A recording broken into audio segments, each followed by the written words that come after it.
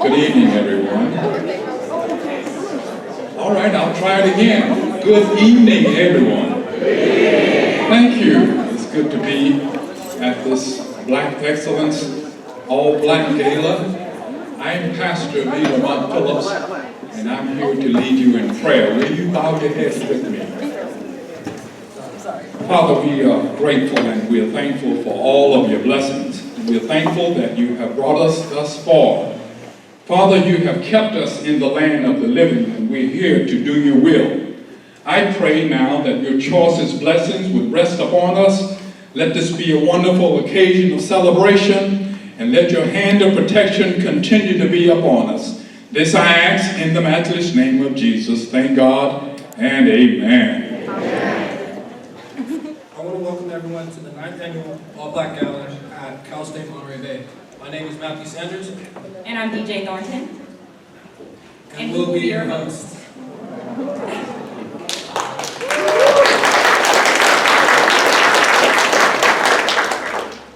Thank you to everyone joining us.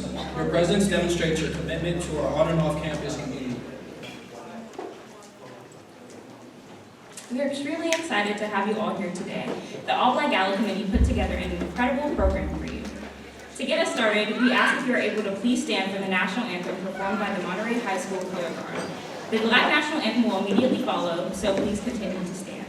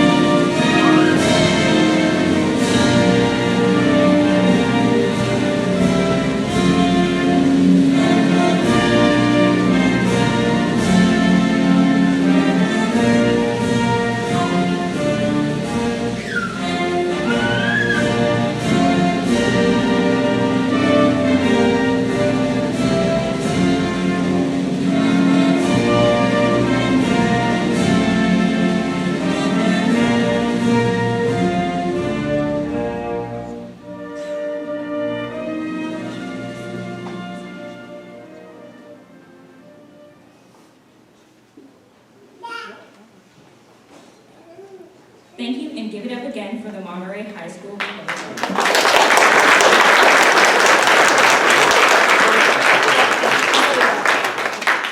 Hopefully we'll see you here in a few years as students at Austin Monterey.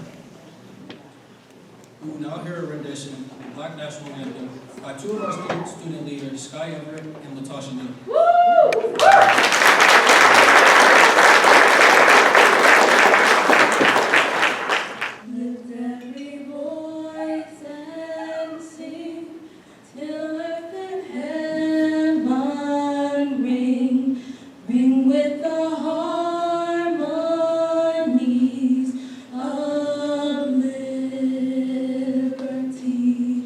Let our rejoicing rise.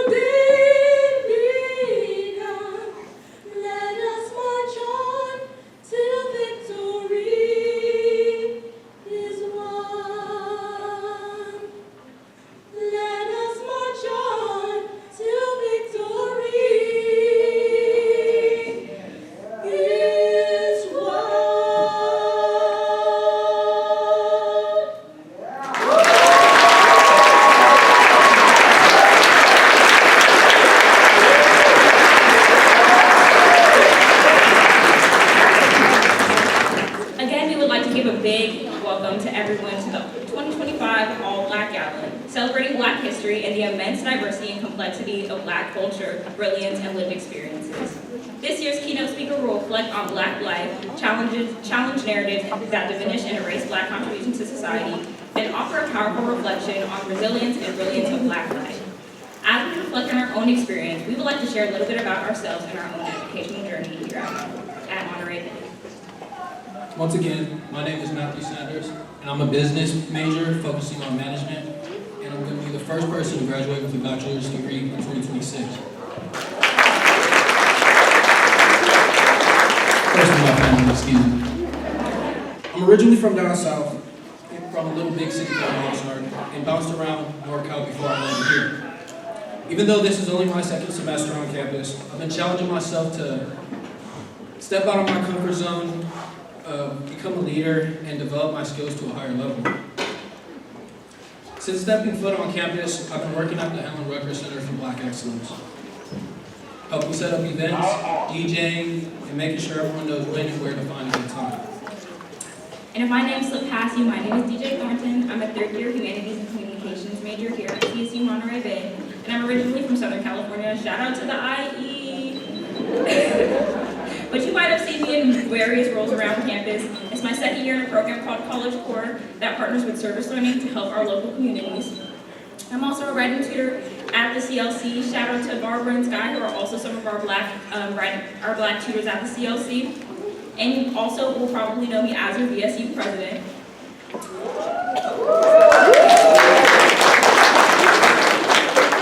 And the Black Students United here at Monterey Bay is a campus organization that supports Black students by promoting cultural enrichment, relationship building, and connecting students to resources. And on top of that, later today, Smalls is going to teach me how to DJ later. So if you're wondering, I use all 24 hours of my day. And serving my community through education is what drives me to be in all these roles. And as a future educator, it's important to learn what it takes to serve our society. And we thank you so much, and we hope you enjoy the 2025 All Black Gala.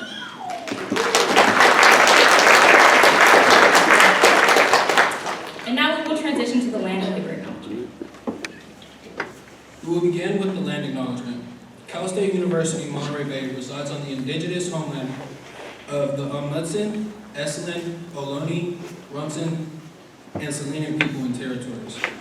It is on these rich homelands where CSUMB not only thrives as an institution of higher education, but also provides an education abundant with service and experience to a diverse community of learners. As our students, staff, faculty, and alumni, and community members explore the university's campus, remember to respect the land and take note of its natural beauty. Remember that ancestors rest below pathways and other less traveled areas on campus. We are here, Let Kala. A beautiful rendition of the land acknowledgement. The Otter Cross Cultural Center would also like to include a statement on behalf of their office. I will read next. The Cal State Monterey Bay land acknowledgement ends with Let Kala. Let Kala means that indigenous people continue to be here. A powerful statement that highlights how land acknowledgements do not exist in the past tense or historical context. Colonialism is an ongoing process. It is not only important to recognize that we are on stolen land where indigenous people were unjustly removed through cultural violence, but it is equally important to recognize that this erasure continues to happen. As we celebrate today, we recognize that we are the beneficiaries of the removal. We challenge our staff, faculty, and community members that as you continue on your journeys, to advocate for indigenous and displaced people across the world and be good stewards of the land. In addition to the land acknowledgement, we'll be reading the labor acknowledgement. We acknowledge that much of what we know of this country today, including its culture, economic growth, and development throughout history across time, has been possible by the labor of the working class and people of color, and Black people.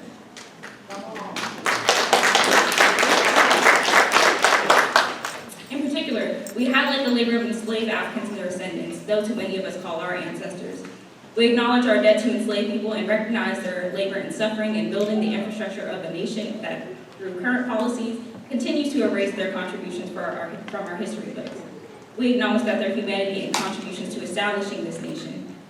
At our Black Affinity ceremony last year, we did this following chant, and it is more fitting even now. I want you to repeat after me. Y'all ready? Y'all got it? All right. Black history, is U.S. history. One more time. Black history, is U.S. history. Okay, one more time, but I want them to hear us all the way at the police station, all the way at the fitness center, all the way across campus. All right. Black history, is U.S. history. Period.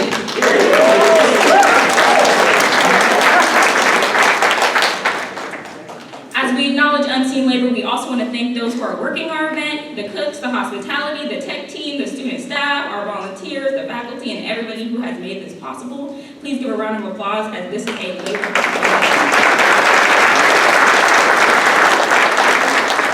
Thank y'all so much and enjoy the ceremony. Today we want to take a moment to recognize and celebrate the invaluable contributions of the Black faculty, mentors, advocates, and change makers who have dedicated themselves to supporting and uplifting students. Your guidance extends far beyond the classroom. You've created spaces where students feel seen, heard, and empowered. Whether it's mentorship, research, or leadership, or simply being a source of encouragement, you have helped shape the academic journeys and personal growth for so many.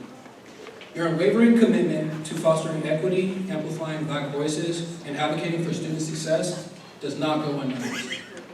You inspire resilience, cultivate excellence, and leave a loud and lasting impact that transforms lives. We would like to invite our faculty and staff to stand. Please give a loud round of applause for our Black staff and faculty.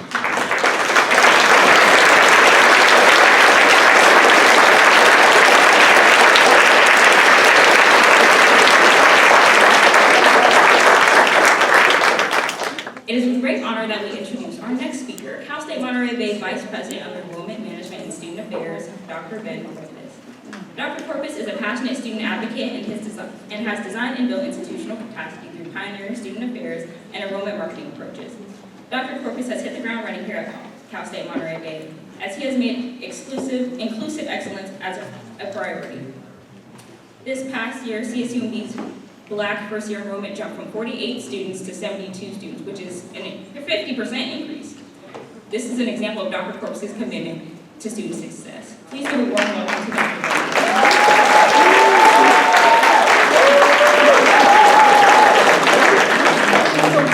Good afternoon.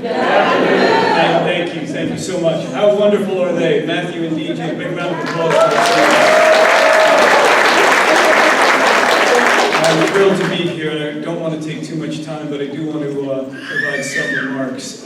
President Vanya Quinones is on her way. She is flying in. I did get a text from her, however, one of her flights is already delayed, so she's going to do her best when she lands, but if not, she will send her regrets, but we will make sure we watch the clock.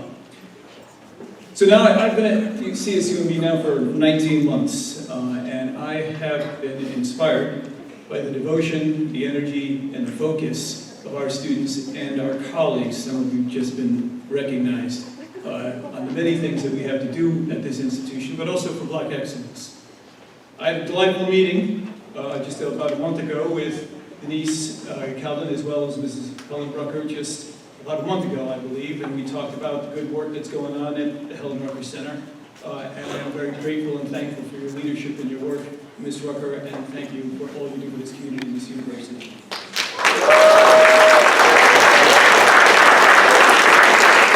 We're all honored to have Mayor Ian Oglesby in the crowd. Thank you very much, Mr. Mayor, for being here. And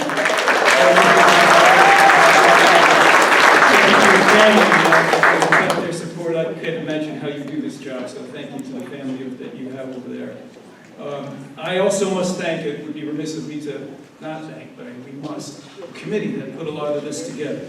A great deal of work in planning, and I think it's important to recognize them, and I'm going to list them in alphabetical order. Kithia Cham, Mia Corona, Victoria Gomez, Joanna Iwata, Angela Maggott, Rudy Medina, Rhonda McConnell Evans, Tori Mills, Deja Robinson, Denise Tambasco, DJ Thornton, Vivian Waldrop Patterson in the house, Amaya Watson, and Jeremiah Suzumuzi. Thank you very much for all your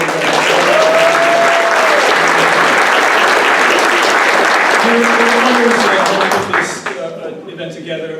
It's most certainly in my division of student affairs and enrollment management. The Dean of Students and Associate Vice President for Student Affairs this year, Dr. Bruno Rodriguez. I thought I saw him earlier. He's in the back. There you are in that corner. Okay. Thank you for being here. Mr. Jeff Renzel is the director of the Honor Student Union. Thank you and JD for being here today and all that you do most certainly. And we had a new hire this year in Ms. Denise Weinglass. I thought I saw her here. She was trying to hire her. Thank you very much for what you do. In my role, I have the responsibility of not only focusing on, as the student mentioned, student improvement and enrollment, but also I see myself, and I've taken on this role, as to be the chief student advocate. And I own that job, and I take the responsibility and the ownership of what it takes. And I do this, though, with a team of people in this room, faculty and staff, and not just people in this division. Especially others that are not in my division, like Dr. Najoni Chow Garcia. Is Najoni here? Yeah, right here. As well as programs as well. There it is, Andrew Lawson's here. Thank you very much for being here, Andrew. I do want to say, as a native New Yorker myself, I am thoughtful of the late, great Congresswoman Shirley Chisholm. Some of you may remember the name. As some of you may know, she was the first black woman elected to Congress and the first woman to run for, black woman to run for nomination for the presidency in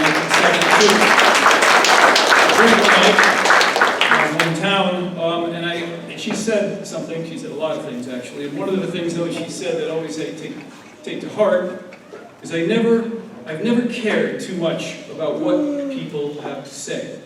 What I am interested in is what they do. Well, let me tell you a little bit about what we did. We hired Ms. Tori Mills, our first full-time coordinator at the Helen Rucker Center.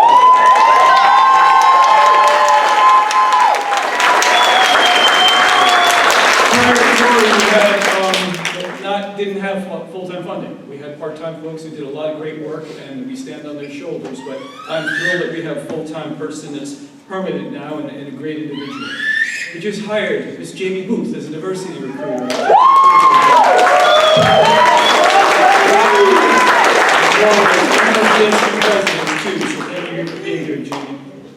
And this past summer we did a number of things. We launched a summer program for the 30 local high school students that were juniors and seniors to get them on the right path to college. We ran a Black Excellence Welcome for the first time when school started. We had a Black recruitment event in Southern California. In addition to hiring a diversity recruiter, we had an array of outreach and marketing to talk to parents about what Cal State Monterey Bay is and what we actually do here to make students feel at home and comfortable.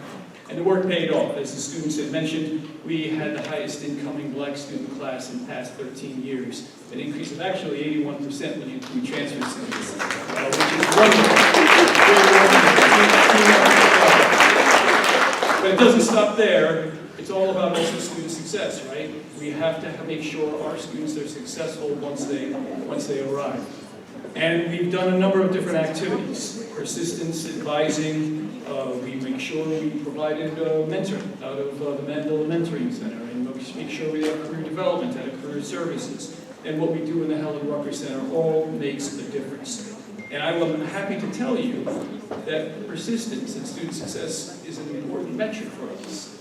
The percentage of students that came back from fall to spring is an important metric. 90% of our students are coming back. Well, how about 95% of the new black students that came in this fall came in? Now that may not sound like news to you, but the equity gap is something that Chancellor approved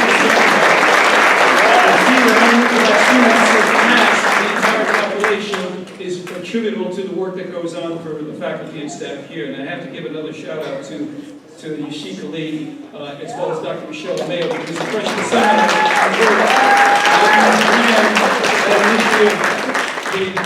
because those students are connected, they see each other, it's built for them and by them, and I think that made a huge difference, and I'm thankful that for you and Michelle Mayo, and although we will miss her, she's off to one of the most prominent and oldest historical black colleges in South Carolina to be their provost and vice president for academic affairs.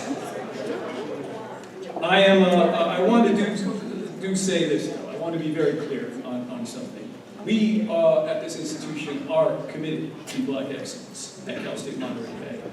We work hard. We need to work harder. We recognize that. We know there is much more to do that's been done. And despite some noise from a district on the East Coast, I will say we will stay the course. We are staying the course at this time, and we will march on and continue the good work that we are all doing.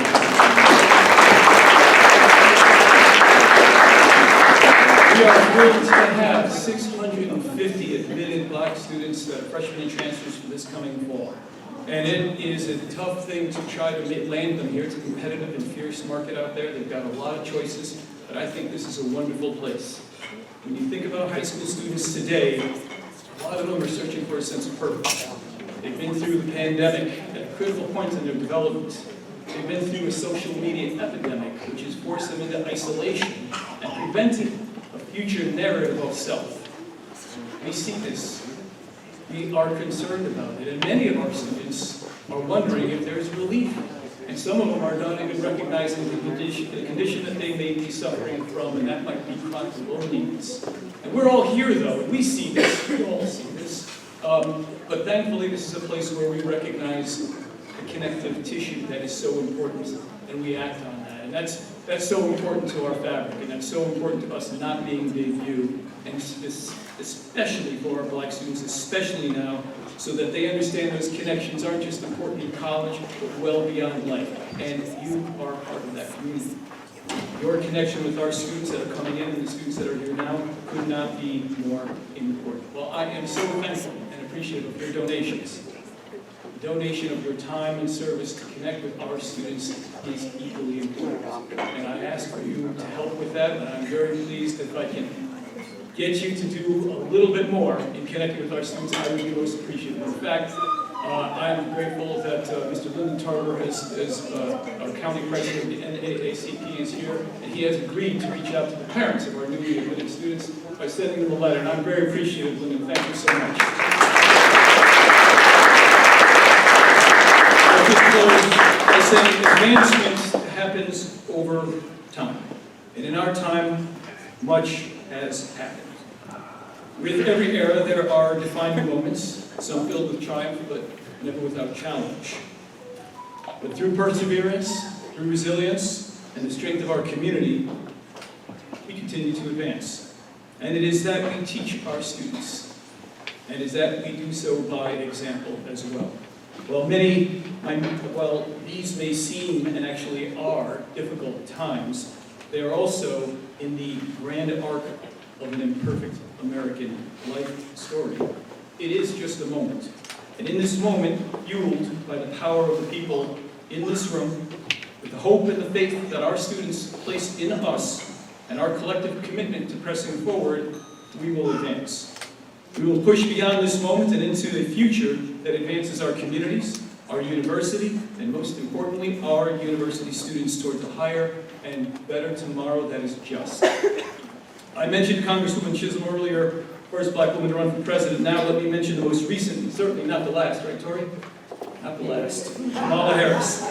52 years ago, Shirley Chisholm earned 430,000 votes towards her historic run for president. 52 years later, Vice President Harris earned 75 million. Progress is not just an idea, it is a fact. Vice President Harris was honored just recently. Some of you, I'm sure, have saw her remarks when she was honored by the NAACP the other night. And I want to quote her because I think the very work we do here is important and it relates. She said, "We do this work not because it is easy, but because it is necessary." And we have seen difficult moments before, and we have endured, and we have advanced, and we will do so again. As we heard from our students who were so wonderful singing, we will march on to victory. Thank you very much for being here tonight at Cal State Monterey Bay to support our students in the Helen Rucker Center. I really appreciate all that you do. Have a good night.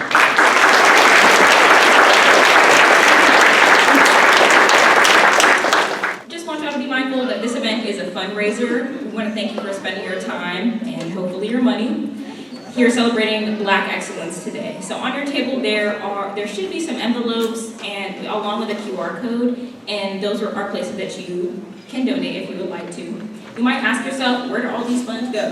So all the funds raised today will be going to the Helen Rucker Center for Black Excellence, and they'll go towards creating a more welcoming space for students, staff, and faculty. So we really appreciate your donations. They allow Black students like me and Matthew a bunch of new opportunities and experiences. In January, the Helen Rucker Center funded us to go to an African Black Coalition Conference, which is basically an organization that brings together all of the universities and organizations across California. And that was something that me and Matthew got to experience and engage with other students from the universities at. And it's also an experience that can never be forgotten or replaced. We were having so much fun, and they had such great workshops. And so that's also something we would like to do again. So if you're interested in helping Black students have more fun opportunities, then please donate. All right, next we will welcome the Helen Rucker Center leadership team, who will be giving us an update of all their amazing work. Please give a warm welcome to the Helen Rucker Center staff.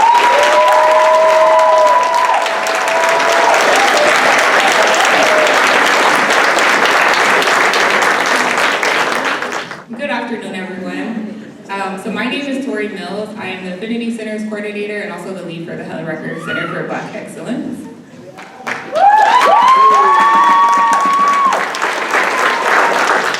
And my name is Deja Robinson. I was previously the Administrative Support Coordinator. I am now the Community Liaison for the Helen Rucker Center for Black Excellence.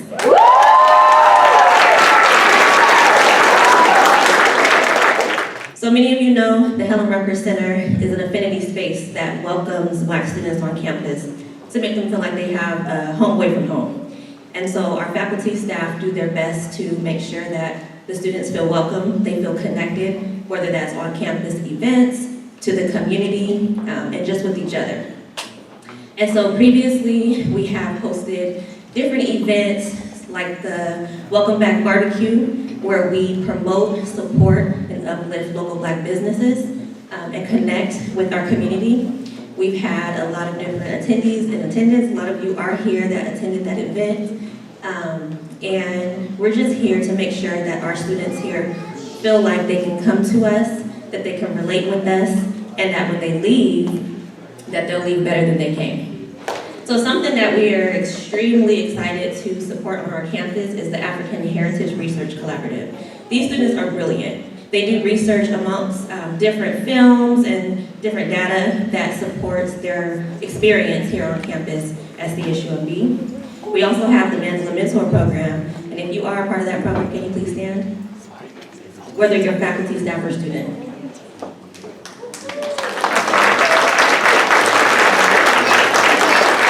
Thank you so much. And so the students connect with different faculty and staff to continue on with their experience as a student, but also through their academics and their personal growth. We have tutoring services called Let's Talk with a Black counselor who comes in and connects with our students, whether it's one-on-one or group mentoring and counseling services. We also have other programming events, community and youth connections, which I'm really grateful to oversee when it comes to connecting our high school students to our campus. Hopefully, they'll be future CSUMB students. And then we also have service learning opportunities for our students where they go out into the community and again, connect, because we know that when students come from out of town, sometimes they feel like they're away from their families and they kind of silence themselves and be in silos. But we like to make sure that they feel like they are at home. Thank you.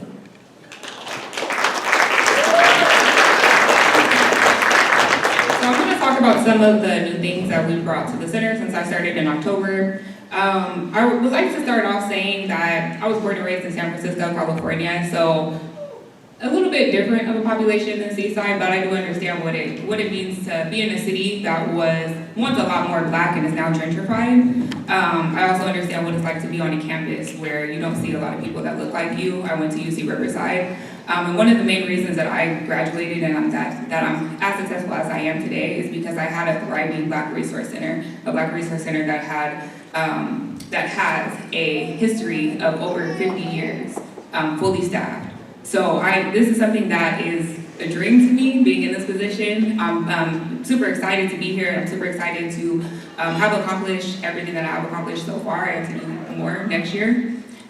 So I'll say my main goal is for students to be able to experience joy and also to be able to be excellent and Black at the same time. I think that is super, super important. I think it's something that we're taught are two exclusive things, Black and excellence. So I want our students to be able to show up not only in the center authentically as themselves, but all around campus.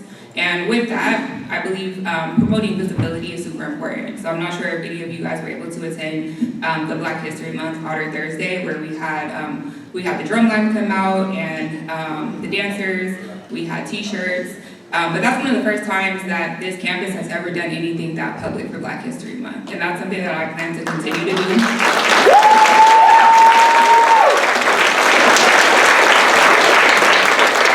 Because people need to see us. They need to see the Black students. They need to see Black excellence on this campus. And that's what inclusive excellence is really about when you think about it. If we're tucked away in the Helen Rucker Center and only doing things on our own, the other students are never going to get to experience all the excellence that is our students. They're never going to get to talk and grow and learn. So that's something that I plan to continue to do. I'll also talk about some of the more concrete things that we've added to the center. So we do have a printer now. We'll be offering printing services that will be free for students shortly once we finish some IT stuff. We've also expanded our tutoring services. So we have English tutoring, also statistics, pre-calculus, and chemistry in the center once a week, every week. We now have different emergency resources, so we did have a scholarship, a small amount scholarship and a book scholarship. We also offer food vouchers for students so they can come in and get a food voucher and eat on campus. We also offer parking passes, a limited amount of parking passes for our students every semester. More programming, so we've had several programs every single month. We'll continue to have programs. Black History Month was a huge success. Look out for Black Queens Week, that'll be happening next month. And we'll still continue the programming in April. And DJ talked a little bit about the African Black Coalition Conference. So that's a conference that has about 20 years of history, and it's a conference that brings together all of the BSUs from across the state. So the CSU system and the UC system, also the University of Nevada, Las Vegas is also part of that. And they really do build these students up. They actually come out and they work with our BSU board and they do a leadership retreat with them. So they teach them how to run a successful and functioning BSU. And this is probably the most successful BSU year that I've seen. And also that has to do with the amount of students that are on campus. But I promise you, the room is full every single time they have a meeting, every single time. So I think that's definitely a testament to the work that DJ's been doing and all the rest of the BSU board members, and it's something that will definitely continue next year. And yeah, also just kind of streamlining everything and bringing everything together. So finding ways for Mandela, ARC, and the center to work together more collaboratively. So one thing that we are planning to do that I'm really excited about is have an early arrival program where our students will be able to come to campus a few days early and really get acclimated to campus, do campus tours, get to know our Black faculty and staff, get to know the campus leaders, do some workshops with them so they know how to access those resources once they are here on campus, so that they hopefully stay with us and are thriving and are successful for the rest of their time at CSUMB. So that's what we're doing in the center, and like everyone has said already, the donations really do go to great work. They go to everything that you see right here, and things that we're still planning for next year. So, thank you.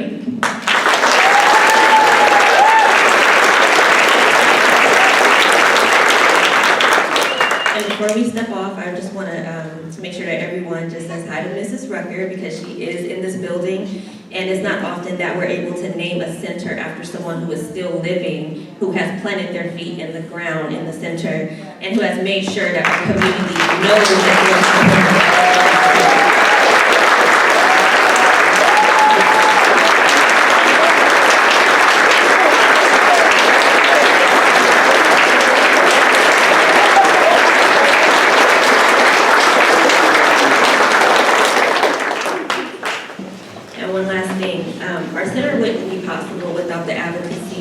from Dr. Brian Corpening and Dr. Vanessa Lopez Littleton. They make sure, though they're no longer at our campus, they made sure to just plant the seed And they fought tooth and nail to make sure that our students were supported, that they were visible, that they were uplifted, and that our center was a possibility. One last thing though, I wanted to just kind of name out loud that if you are a Black business, resource, or mentor, if you can, please stand.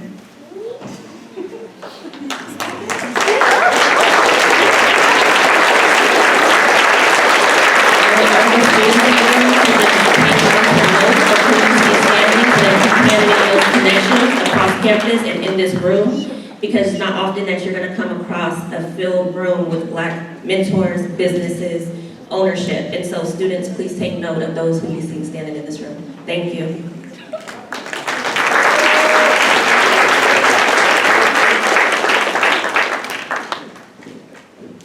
Thank you for all the support you give Black students on this campus. Your hard work and dedication does not go unnoticed. And now the moment you have all been waiting for. We would like to introduce our keynote speaker. Dr. Lori Patton Davis is the Heyman Endowed Chair and Faculty Director of the UCLA Educational Leadership Program.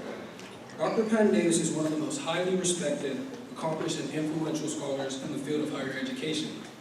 Her work challenges universities to acknowledge, examine, and deconstruct the systems of oppression that are embedded within our institutions. Her work is grounded in critical race theory, Black feminist thought, and intersectionality. Dr. Patton Davis' scholarship focuses on student development, theory and practice, intersections of race, gender, and sexual orientation among college students, African American educational experiences with a focus on Black women, and cultural centers. Education Week named Dr. Patton Davis among the top 200 educators in the country, and diverse issues in higher education honored her as one of the top 35 women influencing higher education. Dr. Patton Davis was the first Black woman to serve as the president of the Associate for the Study of Higher Education. She has served as an advisor to university presidents and the other senior administrators, philanthropic foundation executives, culture center directors, and educators in urban K-12 schools. She is the lead author of Student Development in College, the most widely used publication by student affairs graduate programs across the county, meaning that she is one of the most influential voices in developing higher education practitioners. In a time when the fight for diversity, equity, and inclusion is under unprecedented attack, Black History Month takes on a new significance and urgency. We look forward to learning from Dr. Patton Davis and her expertise on practices, how we can positively impact the experiences of our Black students on campus, and how we can continue to implement Black student success initiatives. Without further ado, let's give a warm welcome to Dr. Lori Patton Davis.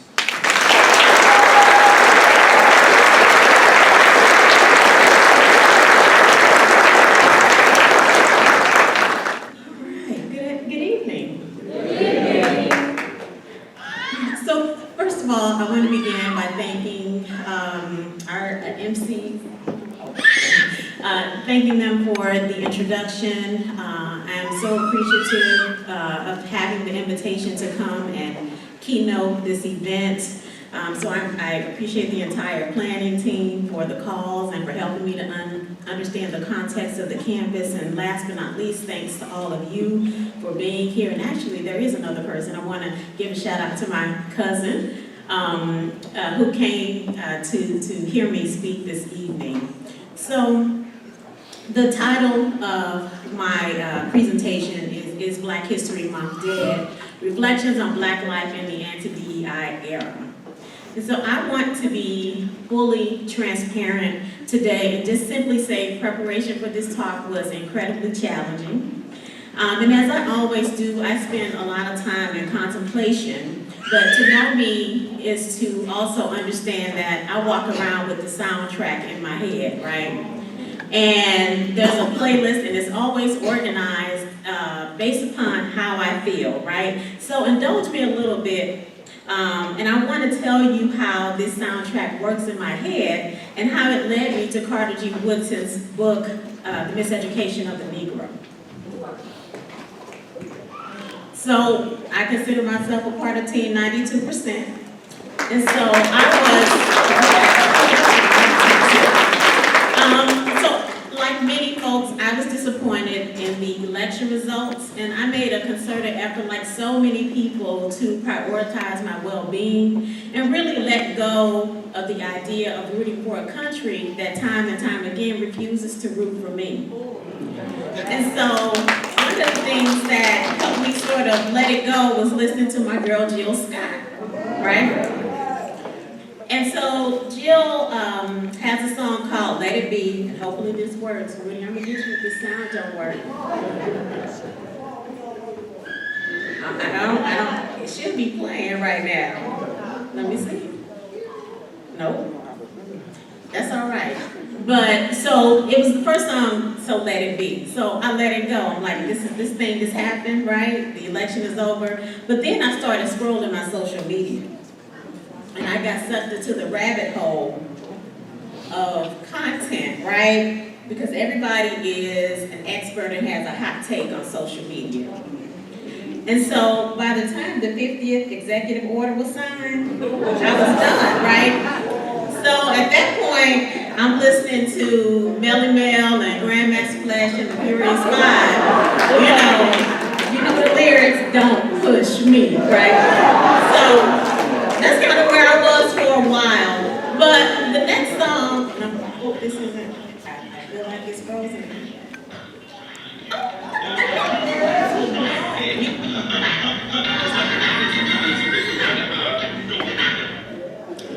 All right, so the next song that brought me into clearer focus and is perhaps most salient for this talk is beginning to hear the Miseducation of Lauryn Hill and her album and the song Everything is Everything.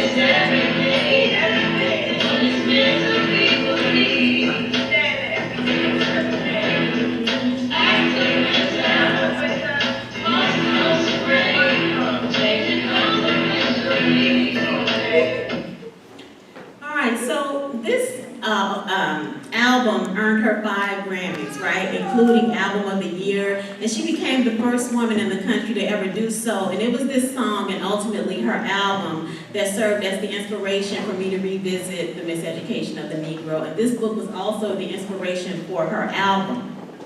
So we're now closer to the end of Black History Month.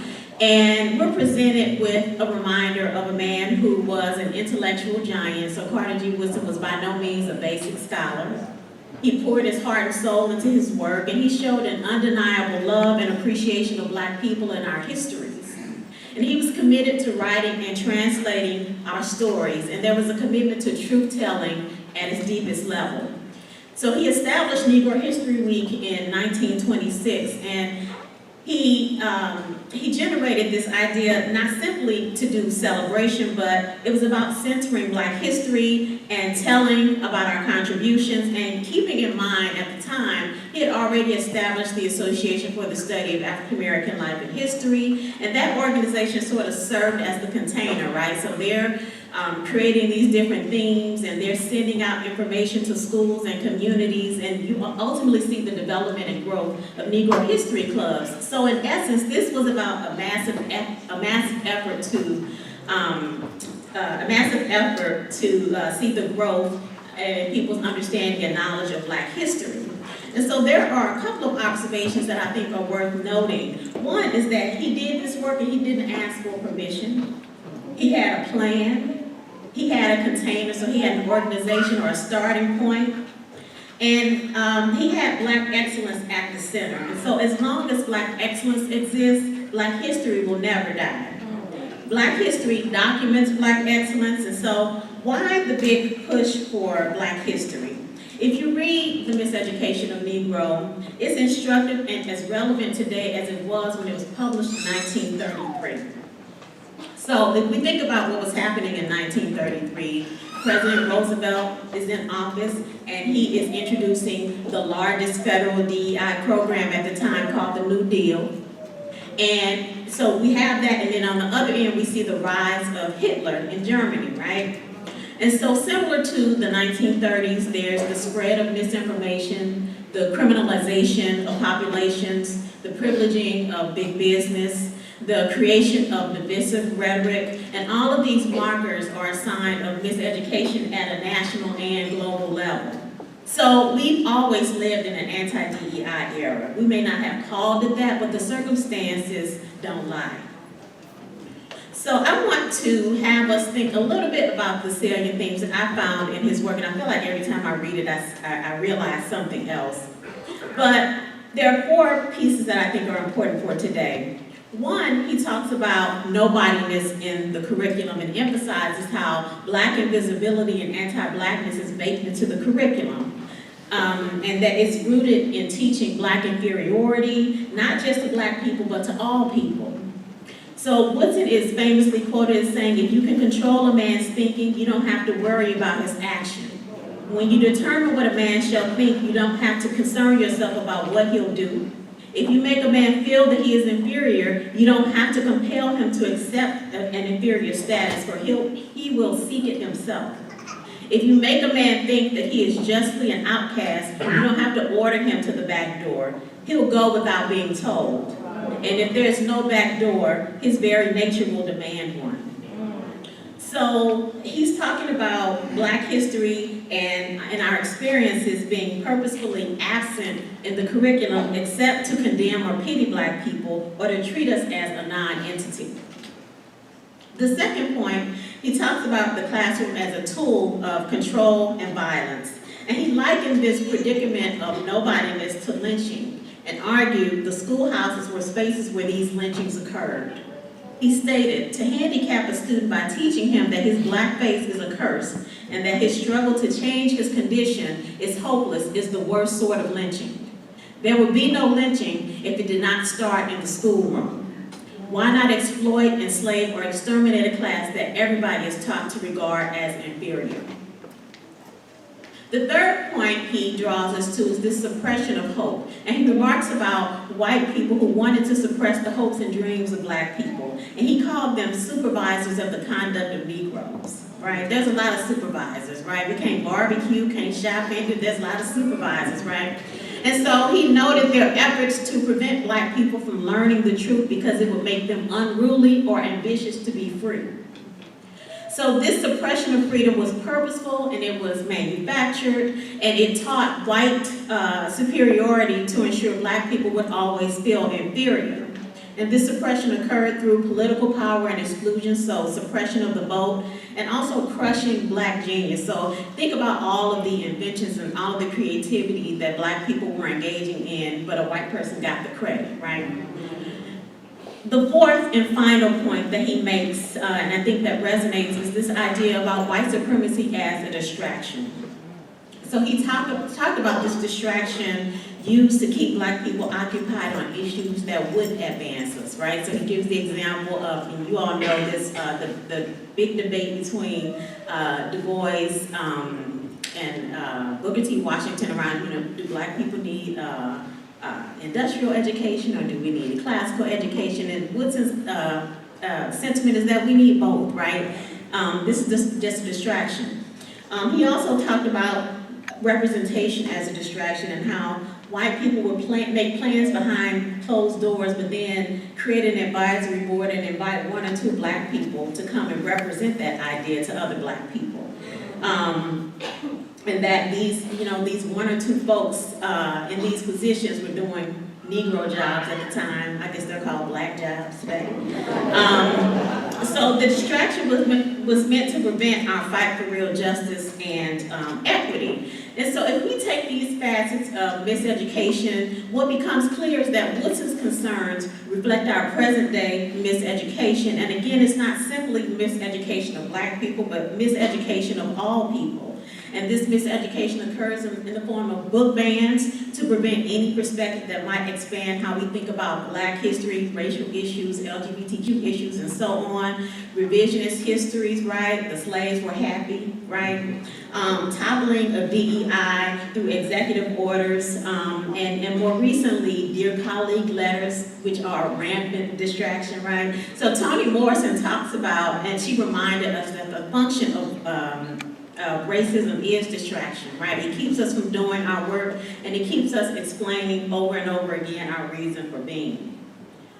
Erasure remains prevalent as well. So people are being erased from books, also being erased from this country, right? Being deported, and anything to get rid of any policies or practices that we rely on, whether it's for healthcare or for economic advancement. And then misinformation is filtered, and primarily in our present context is filtered through technology, right? So we receive our news, a lot of people receive their news through social media, and that's a certain form of education, but the issue is that it's not regulated in any way. And so we can't be sure that we're getting accurate information to make informed decisions. So all of what we're experiencing in this era of extreme miseducation is overwhelming, it's stressful, it's confusing, but that's not a space we can afford to stay in. We have the capacity to not only push back against miseducation, but also to reimagine what education can and should be for generations to come. So let's consider our collective futures, right? What might lead us to move toward Black futures and possibilities? And how do we invest our time, energy, and efforts in ways to uplift Black people? How do we become possibility-centric? We need a way of framing our future as one that's focused on possibilities. And right now, we're in a moment where we're being told the possibility of Black people is unfathomable, right? That Black bodies are impossible, that we represent impossible realities. Now, in order to imagine possibilities, we might begin by pushing back the narratives that stifle our imagination. So in 2023, I'm listening to Ruha Benjamin give a commencement speech at USC, and she's talking about using imagination to create new realities. And she says in her speech, "The more steeped I am in the facts of inequity and injustice, the more I've come to appreciate the importance of imagination. Our laws and policies, our systems and structures are not timeless. They all began at some point with people imagining how things could be, how things should be." And in my own writing, I talk about this idea of our capacity to envision seemingly unfathomable futures. For the longest time, Black people have been articulating new realities and possibilities for ourselves in a society that refuses to see us, and in educational spaces that typically deny our realities. So envisioning seemingly unfathomable futures is necessary and possible. So we have to begin with a firm belief that Black people were, are, always have been, and always will be enough. We carry everything we need within us, but how do we unlock it? How do we get beyond the conditions, both historical and in the present context, that operate to restrict or control us? So the first thing we do is we refuse. We refuse anything that attempts to diminish Black excellence. We refuse the politics of erasure and nobodiness. In her book, We Refuse, A Forceful History of Black Resistance, Kelly Carter Jackson unpacks the act of refusal. She knows refusal is a forceful no. Refusal sounds like nah. It sounds like not today. It sounds like no, what we not gonna do. It sounds like hell no. And it looks like talk to the hand. It looks like move, get out of my face. So we often think we need to get out and do something extraordinary, but much of our struggle to protect our humanity and our rights is in doing ordinary, mundane things in solidarity and in ways that are sustainable. Refusal is multifaceted. We can refuse misinformation, and we can refuse foolishness, and we can refuse lies. The next thing it's going to require is rest. So Tricia Hersey's book, Rest is Resistance, gives us an entire playbook on rest. What she says in the book is that when we rest, we access the dream portal and divine information from our ancestors. Rest is what fuels us and nourishes our energy. Rest is necessary. And she reminds Black people that our ancestors built this country for free by force and violence. And we should keep this as a reminder to tap into what they've already done so that we avoid grinding ourselves into oblivion. When she references rest, it isn't limited to sleeping. It's also experiencing comfort in spaces that help us to relax and escape chaos and trauma. One such space is the Black Cultural Center, which a lot of our research focuses on. Here, that container would be the Helen Rucker Center for Black Excellence. So even as we tackle legislation and efforts to suppress these spaces, they matter. In her book, Becoming, former First Lady Michelle Obama talks about her experiences at Princeton University's Third World Center. And what she says is, it became a kind of home base for me. It hosted parties and co-op meals. There were volunteer tutors to help with homework and spaces to just hang out. Many of us gravitated toward the center during our free time. I love the feeling being there. Next, we read. Carter G. Woodson noted every man has two educations, the one given to him and the one he gives himself. And the one he gives himself is most important because that's what nourishes him. So what should we be reading? What's our self-designed curriculum? What does it entail? Woodson would recommend reading the Constitution and any other item we can get our hands on because he knew there was a concerted effort against Black education. And the belief of the day was that Black people needed to stay in their place. And their place was not in schools, it wasn't in libraries or any other space that would allow any modicum of education. So read a banned book, read a history book, take Black studies courses, read as much and as often as possible, make the library a respite space. Reading fuels our curiosity and helps us generate questions that we might not otherwise ask. And these questions prompt us to conduct research. Research isn't singular. It's an entire network of questions and inquiry into the nature of our world. Research is at the heart of Woodson's description of real education.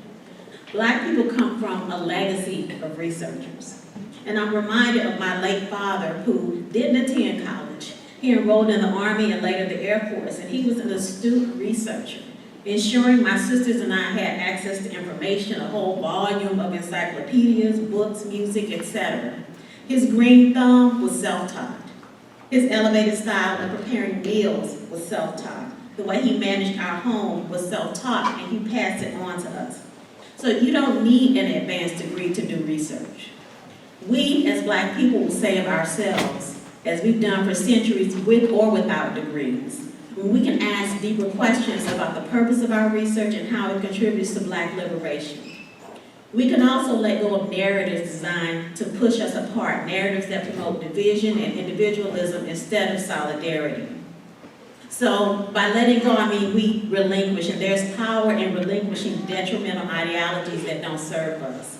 Woodson noted, if the highly educated Negro would forget most of the untried theories taught him in school, if he could see through the propaganda which has been instilled into his mind under the pretext of education, if he would fall in love with his own people and begin to sacrifice for their uplift, he could solve some of the problems now confronting the race. So let's relinquish scarcity mindsets, let's relinquish imposter syndrome, let's relinquish deficit thinking, and let's let go of miseducation that promotes competition and crabs in a barrel mentality.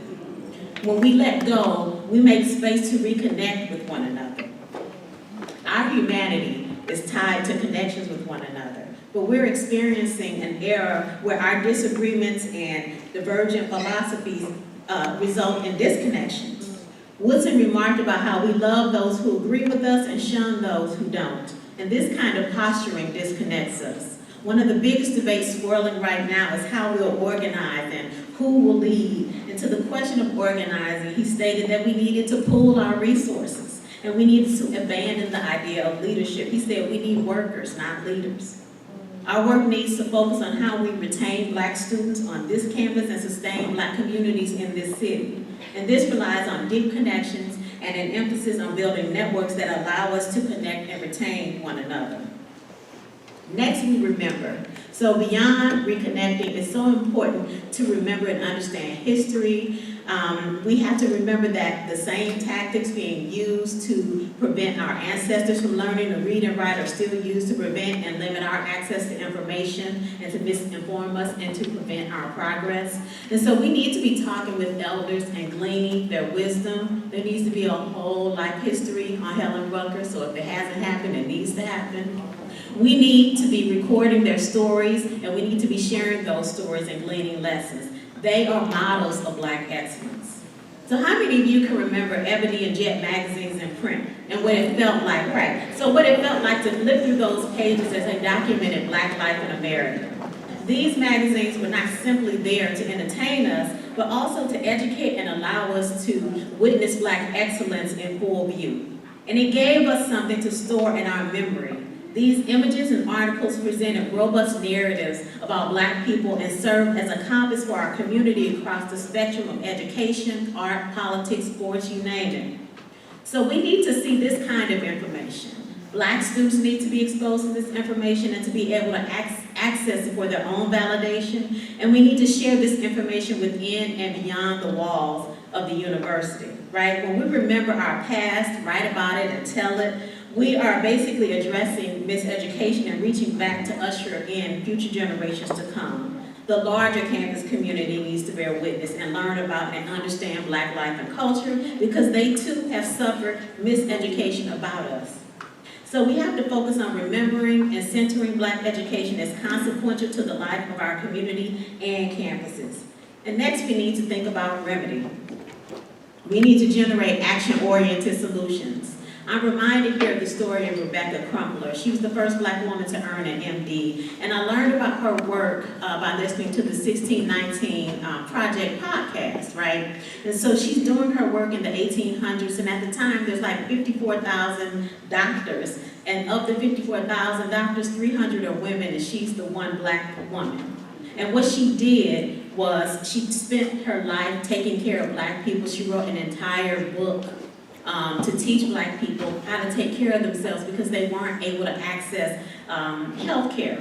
So we can learn a lot from her because the book she wrote was about Black survival. And so we have to consider what about our work and what about our lives focuses on remedy. What about your work is about Black survival and thriving? And how can we work from a position to advocate and care for ourselves and the communities we care about? And what sacrifices are we willing to make?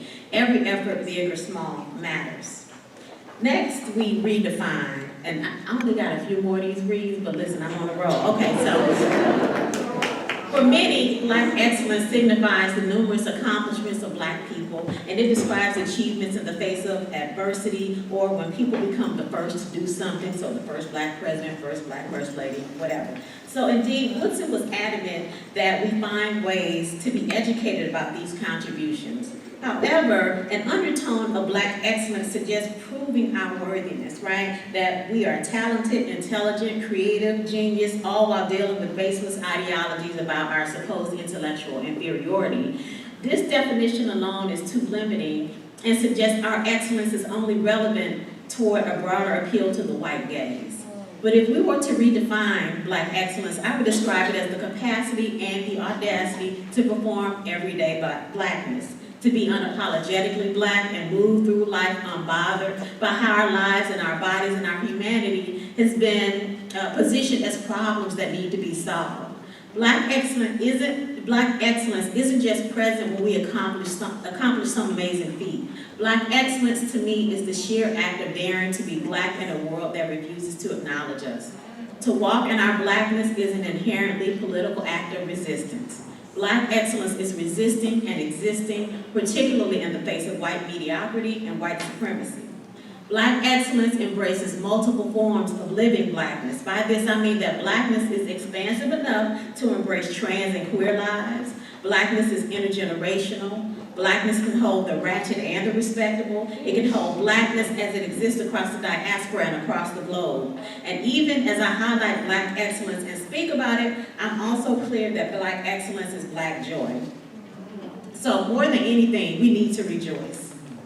And what I want to encourage us all to consider as we celebrate Black history is that we don't just get to come here today and enjoy each other's company and then carry on as usual. We have a responsibility in this moment to create new stories, new art, new inventions, new philosophies, new visions of a present and future for and alongside Black people. So there's a saying, the party don't stop, right? And if you're familiar with comedian D.L. Hughley, one of his jokes is the Bible story about Jesus at the wedding, right? And when they run out of wine, they look to Jesus, and Jesus says, usually I don't do this, but keep the party going. And you know, miraculously, more wine is produced. And so our party today, this celebration doesn't have to stop. It shouldn't stop, especially if there's a commitment to our liberation. We need to find joy each and every day. Where there appears to be no joy, we get to create it. In a recent article about Black creative educational experiences, me and colleagues defined them as cultural experiences created either by or for students centering Black artistic expression, aesthetics, and engagement. And we talk about these experiences not only as a form of cultural engagement, but also as an act of freedom, Black mattering, and joy. More importantly, we explain how designated spaces on campus can operate as the purveyors of these experiences, where Black students can see, hear, feel, smell, and even taste aspects of their own culture and be certain every part of it matters. So whether it's gospel choirs, Black student organizations, sororities and fraternities, dance and music ensembles, artwork, podcasts, you name it, if we can dream it up, there has to be spaces for cultivating vision, innovation, and joy. Last but not least, we repeat. So we refuse, we rest, we read, we relinquish, we research, we reconnect, we remember, we remedy, we redefine, we rejoice, we repeat. Woodson argued the race has great possibilities. Properly awakened, the Negro can do the so-called impossible in the business world and thus help to govern rather than merely be governed. Black people deserve to live and thrive. We deserve to live where we want, walk our dogs where we want, shop where we want, purchase what we want, work where we want, dine where we want, and to do things without fear, terror, and violence. And we deserve abundant lives protected by the Constitution. We deserve freedom and to be treated equitably and with humanity. And here's the thing, we don't need anyone's permission to seize what is rightfully ours. We have everything we need despite a miseducation that has proselytized us with ideas of inferiority, inhumanity, and nobodiness, and persuaded the nation to also believe these wholesale lies. We refuse, we rest, we read, we research, we relinquish, we reconnect, we remember, we remedy, we redefine, we rejoice, we repeat. So as I close, let's revisit my playlist.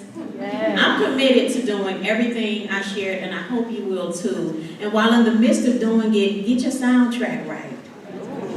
I'll be listening to Beyonce's Renaissance on repeat and connecting my conscience to her song, You Won't Break My Soul. Yes! I don't hear it. I clicked, y'all. I clicked. I tried. I have a little bit for you. Thank you.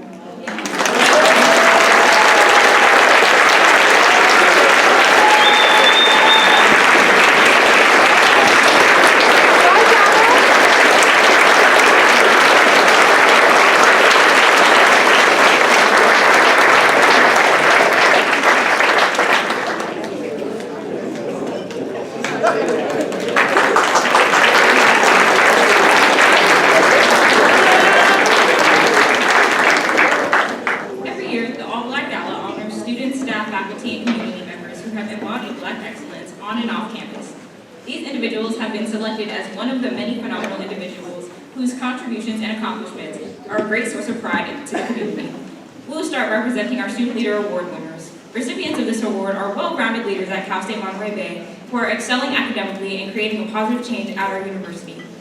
I would first like to welcome to the stage Aaron Wickware. Aaron Wickware is a fourth-year marine science major from San Diego, California. He currently works as a student assistant in the Department of Marine Science. As a first-generation Black student from a low-income background, he takes pride in his journey and resilience that has brought him here. His dream of becoming an expert in marine science began in 5th grade. Fortunately, He has been surrounded by supportive fields and family who has helped him reach this point.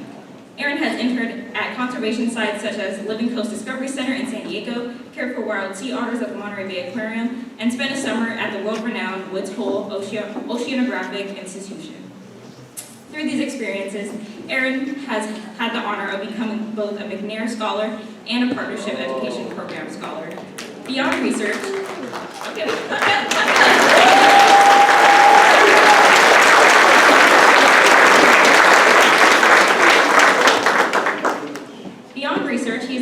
he's passionate about advocacy. Aaron has worked alongside Daisy Moore to improve second-year student retention and has proudly served as a representative for CSU Monterey Bay in efforts to increase the number of Black marine scientists. Through Black Ocean Stanford students, he has collaborated with Stanford students to foster greater representation in the field. Aaron states, "This award celebrates not just a personal achievement, but also what our community can accomplish. Most importantly, it is dedicated to those who have supported me through this journey, my friends, my family, my mentors, and above all, my mom." Congratulations, Aaron.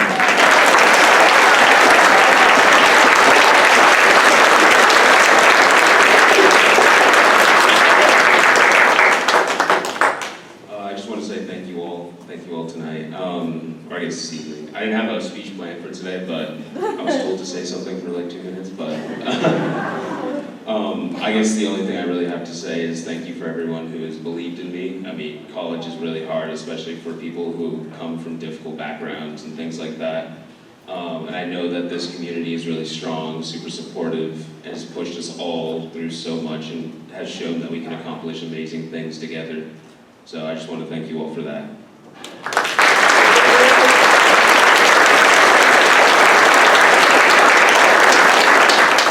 So I'm actually going to go a little bit off script right here because next up we have a surprise student honoree. This student leader has been a key figure in creating culturally responsible programming on our campus. DJ Thornton,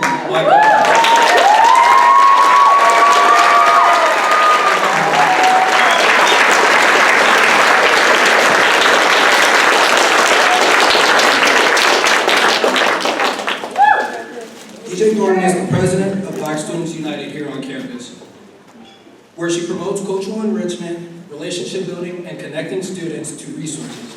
In her short time as leader of BSU, DJ has made significant impact. She has been at the forefront of Black culture and being recognized in order to ensure quality education and life is equitable for all students. She has been instrumental in creating leadership development opportunities for Black students, engaging our campus in political engagement, and being an advocate for the Black community on our campus. DJ does all this while serving the K-12 community in Salinas, being a fellow of the College Corps, tutoring at the Cooperative Learning Center, and being an honors first-generation college student. Like she said earlier, she really does use all 24 of the day. DJ is currently studying human communication with a concentration in English subject matter preparation. After obtaining her degree, she hopes to pursue a career in teaching. Please give a loud round of applause for all our programs.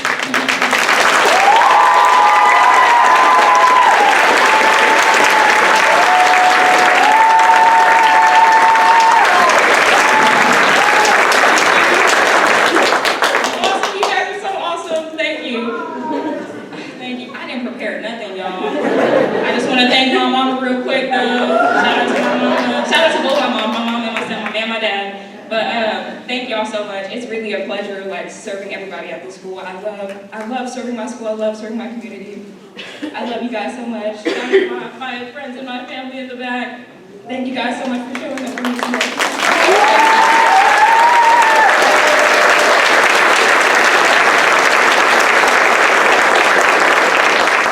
Our next award is our Student Athlete Award, which recognizes outstanding performance both on the field and in the classroom. It is my pleasure to welcome our Student Athlete Honoree, Jaden White.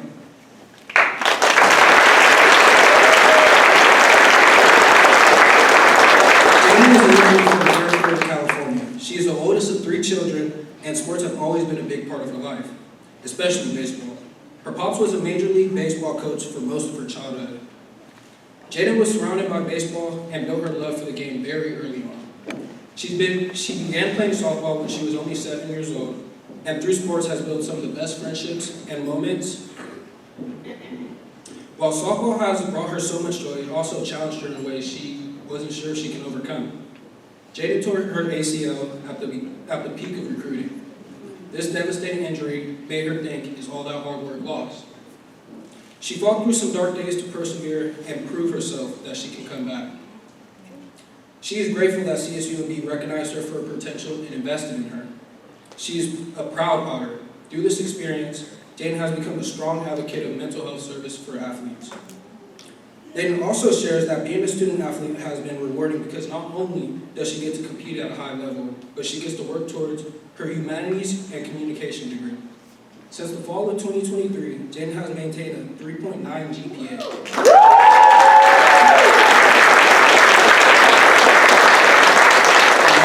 And has earned a spot on the Dean's List for 2 consecutive semesters. Jaden hopes to start her career in the sports marketing and broadcasting industry after college.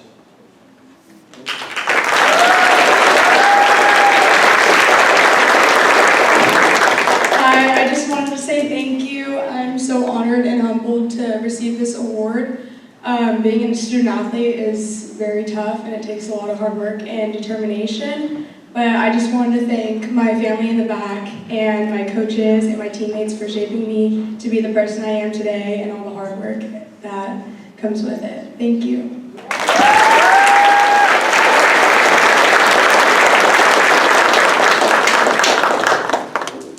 We will now shift into our alumni awards. The Alumni Award is presented to the Cal State Monterey Bay graduate who has demonstrated outstanding professional achievements, made distinct contribution to the Black community, and who have embodied CSUMB's vision statement in their work. Our first recipient is Allie Jones. He is not here with us today. That's okay.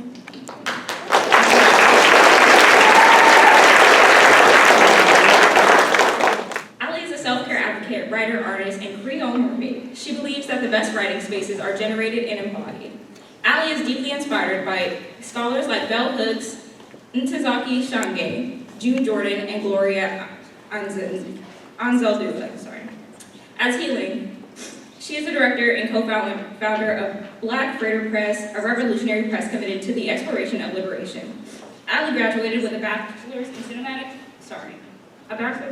arts and technology from CSU Monterey Bay and a minor in HCOM creative writing and social action. She received her MPA from the Middlebury Institute of International Studies as well as the MFA from Mills College in creative writing. Allie is the host of a podcast called Chit Chat with Allie Cat, exploring self-care practices and journeys to self-love.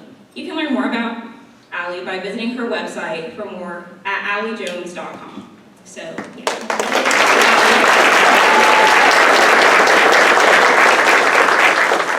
Our next award is to our staff and faculty. The Legacy Staff and Faculty Honor Awards, The Legacy Staff and Faculty Award honors former and current staff and faculty members who made contributions to the Black community. Our first honoree is George Station. George holds a master's in instructional science and technology from Cal State Monterey Bay.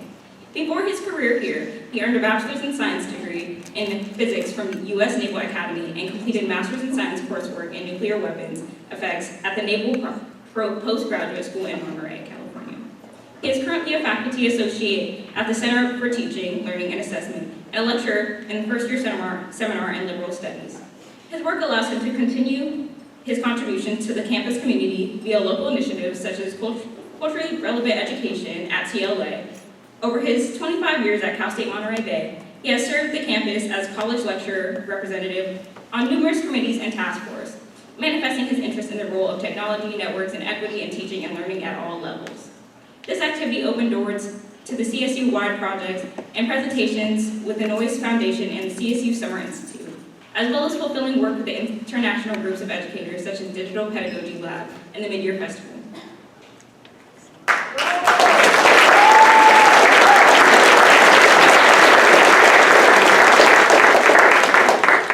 Our next staff honoree is a surprise honoree, and I am truly honored to present this next award. This person has demonstrated unwavering commitment to our student success, and you can catch her having one-on-one meetings with students, calling and recruiting students to CSUMB, meeting with administrators to create innovative programs that support Black students, among other forms of advocacy. It is my pleasure to welcome Rhonda Mercado Evans to the stage.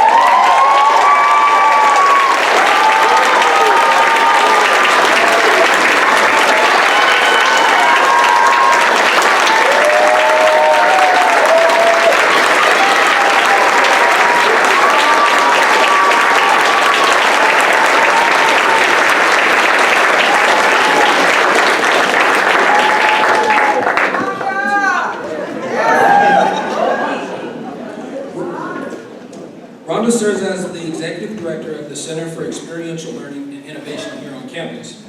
Rhonda has been a valued community member and advocate on our campus since August 2012. She holds an MBA in Human Resources, and her 26 years of experience in corporate America have redefined her leadership skills and passion for guiding students in their academic and career pursuits. Having spent her childhood in the area as an Army brat, while Fort Worth was still an active military base, her deep connection to CSUMB fuels her commitment to helping students navigate their educational journey. Rhonda's mission is to help students understand the critical link between academic achievements, career aspirations, and long-term success. She advocates for integrating real-world experiences such as internships, service learning, capstone projects, research, study abroad, and industry collaborations to enhance the employability and foster social mobility.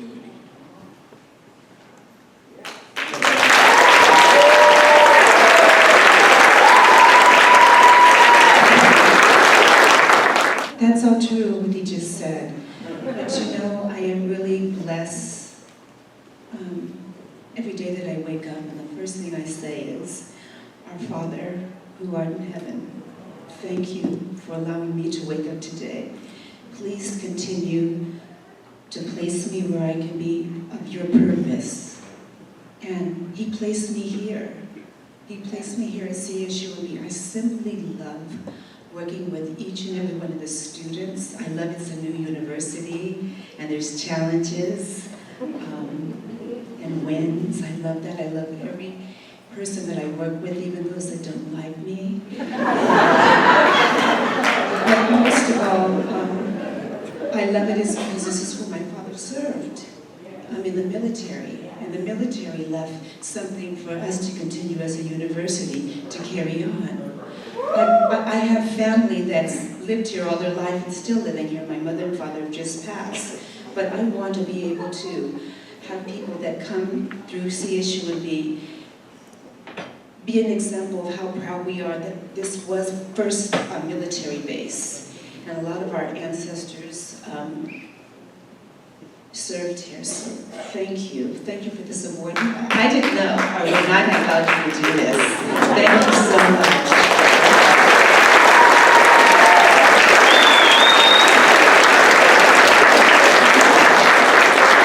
On campus. We really appreciate you. Our next honoree is also a surprise honoree. This one might have been the most difficult one to hide. This person helped put this event together. She knew every inch, every detail, every second of our schedule. This person, of course, is the new Helen Rucker Center Program Coordinator, Tori Mills.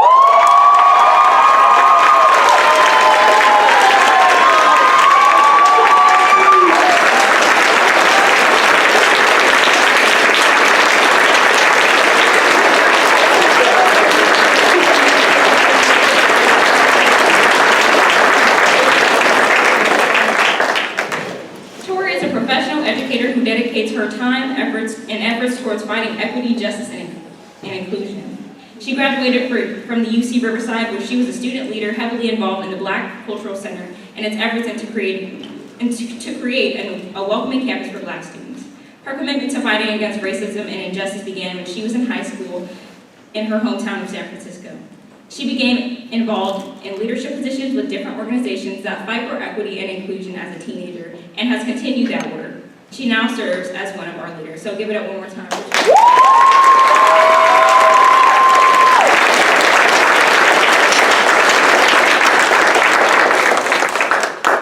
Tori has been one of our greatest mentors, advisors, and coordinators as BSU and the HRC could say. Since she has stepped in to be our advisor for BSU, she has done nothing but work diligently to help us accomplish our goals. When Tori first told us she wanted to be our advisor, I was like, girl, you get down, you do not play. Of course, please, actually. I was rejoicing when she was like, I'm gonna be your advisor. I'm like, okay, bet. She always offers new opportunities, programs, and resources to help us students, from helping us table to put together workshops to help us put together cool events, and to also getting 20 Black students to the African Black Coalition Conference. Mind you, is something that we have never done ever before.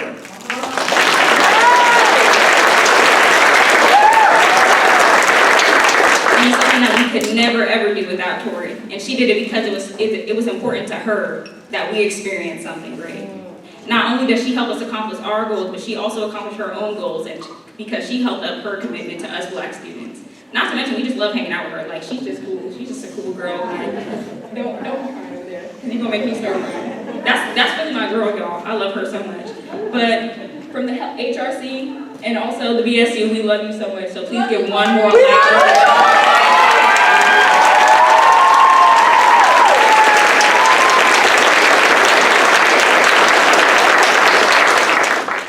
Definitely a surprise.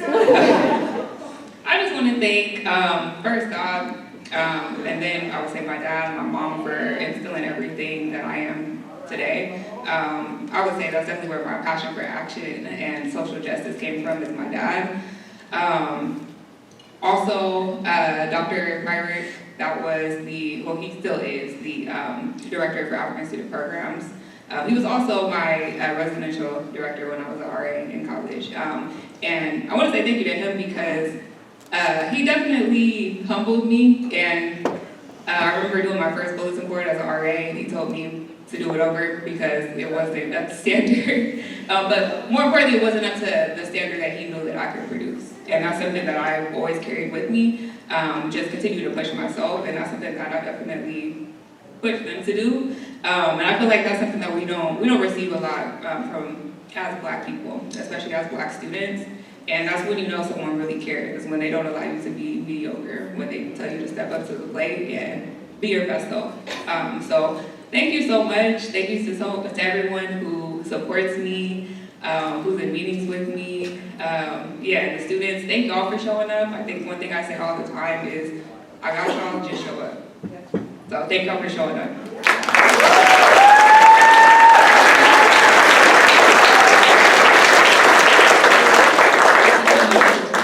We have one more award to give out. The Community Award is given to individuals or organizations who have demonstrated outstanding contribution to the Black/African diaspora community in Monterey County. So this year we're giving out 3 awards. Our first honoree is Mr. Bobby Ray Peoples. Bobby Ray Peoples was born in the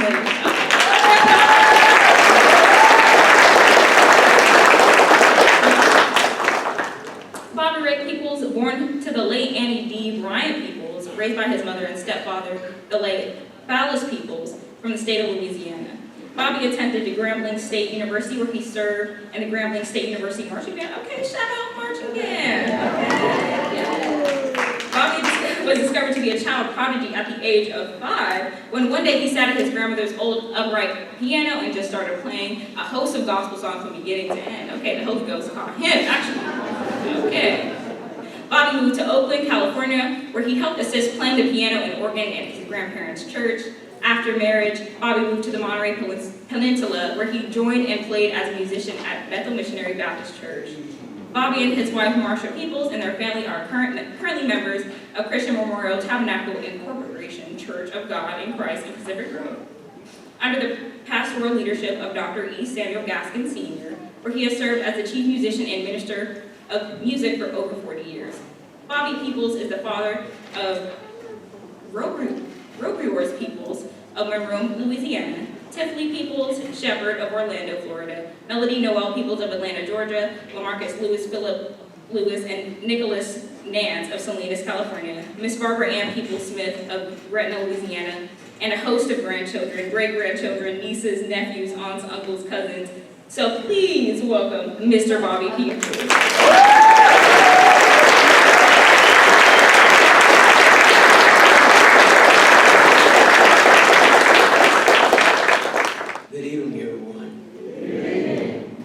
first giving glory and honor to God, I just want to thank God for yet being here as I just made 80 years old. God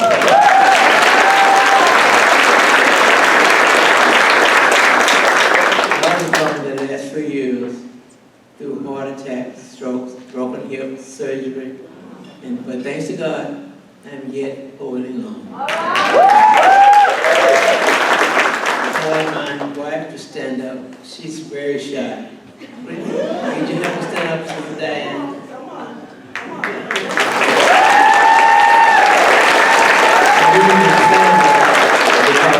when I had a heart attack, she was there with the CPR. When I had a stroke, she was there with the CPR. When I had atrial fibrillation, she was there with the CPR. Till the ambulance came.